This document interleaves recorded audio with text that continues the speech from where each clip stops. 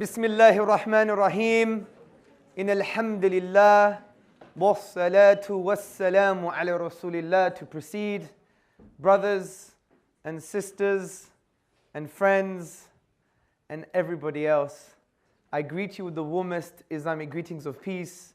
Assalamu alaikum wa rahmatullahi wa barakatuhu. For those who don't know, that means may the peace and blessings of God be upon you all. Brothers and sisters, today we are talking about God, the divine reality. And there are so many things to talk about when you entertain the idea, the concept of God. But I want to plant some seeds in your hearts and in your minds. And I thought the best way of doing this is by basically talking about three things. Number one, life is absurd without God. Number two, God is a reality. And number three, which I think is the most important, God wants to liberate you. God wants to liberate you, your mind, and your heart. So let's take this journey together. The first point. Without God, life is absurd. Brothers and sisters and friends, if we really think about it, can we have any true happiness without the divine reality and all the other associated ideas around God?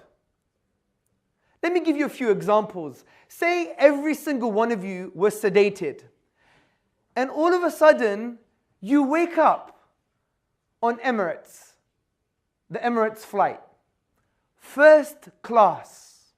You have a foot massage, a back massage, a face massage. You have the gourmet food. You have entertainment, HD. You have the best type of music, radio, cinema. You have food on tap, drink on tap, luxury on tap. Your seat is flatbed. Actually, it's just like sleeping on a fluffy cloud in paradise. You have an amazing window, the scenery, the Alps, sunset, sunrise. You are in bliss. Are you going to be happy? Think about this. Are we truly going to have a sense of ultimate happiness? Now, let me tell you what I would do. I would eat and I would drink. I'll enjoy the massage. But then after a few minutes, I'll think, I don't have my passport. I just woke up in this reality. Where did I come from? What am I supposed to do here? Where am I going? Just like the Quran says, فَأَيْنَ تَذْهَبُونَ? And where are you going? Now you may think, excuse me, sir, this is cliche. I'm happy. I'm going to become a doctor. I'm going to be rich. I'm going to get married. I'm going to have children, buy a big house. I have food, I have shelter, I have clothing. I have the iPod, the iPad. I have the iPhone. I have technology, I have holidays. This type of happiness, brothers and sisters and friends, is what I would call the drunk man happiness. Because in reality, you're just drunk. You've suspended the critical questions and you're drunk by your senses. And sometimes you wake up with a hangover. And that equates to, my internet's not working. She left me. I lost my job. I've gained 2 stone. So from this perspective, I want you to be critical thinkers and understand the implications of these examples. Because in reality, how can we claim that we have ultimate happiness? And every human being has this form of self-love. And there's nothing wrong with loving yourself. Because I want to prolong my existence. I want to be happy. I want pleasure. But if we truly have self-respect, I would argue humbly that we have to answer those questions. And God and all the associated ideas around that concept really answer those questions. So without God, we can't truly be happy. Without God, brothers and sisters, there is no ultimate meaning. Now, many of you are studying to become doctors. I want to save humanity. I want to heal the sick. I want to take care of human beings. So what? What difference does it make if our lives just end in the grave? If we just become worm buffet, does it make any difference? I can claim to want to establish world peace. You can claim to want to find the cure for cancer. Someone else may claim they want to run the mafia. Who cares? Does it really make any difference ultimately if our lives just end in the grave? Now you may think, so what? We don't need any justification for meaning. We could make meaning on top of this nothingness. But for me, intuitively it doesn't make sense. It's like basically saying, let's pretend to have meaning. Let's pretend. It's like a theater.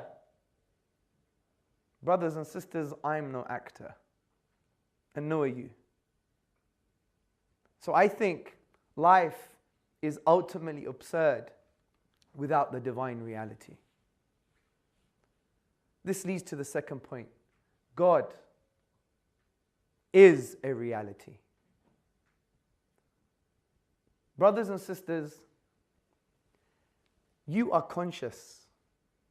You are conscious of your own conscious awareness. You are conscious of me being conscious. You all have this subjective experience, which is your perception of my delivery, for example. And it's all different for every single one of you. Many of you have water or coffee on the tables. You have a subjective experience of what it is like to be you having a coffee. I have a subjective experience when I have strawberries on what it is like to have a strawberry for me. This is what you would call an intuitive fact in consciousness. Namely, we have this subjective experience.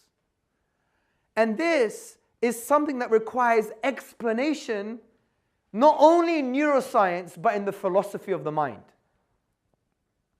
We have subjective experience. I want to articulate here that a materialistic account of consciousness by having neurochemical correlates to this subjective experience doesn't align.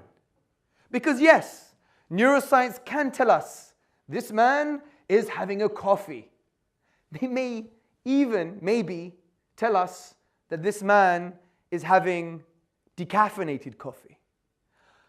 But the language of science and the scope of the method, if we study the philosophy of science, will never be able to tell us what it is like for a subjective human being to have a coffee for that self, for that person.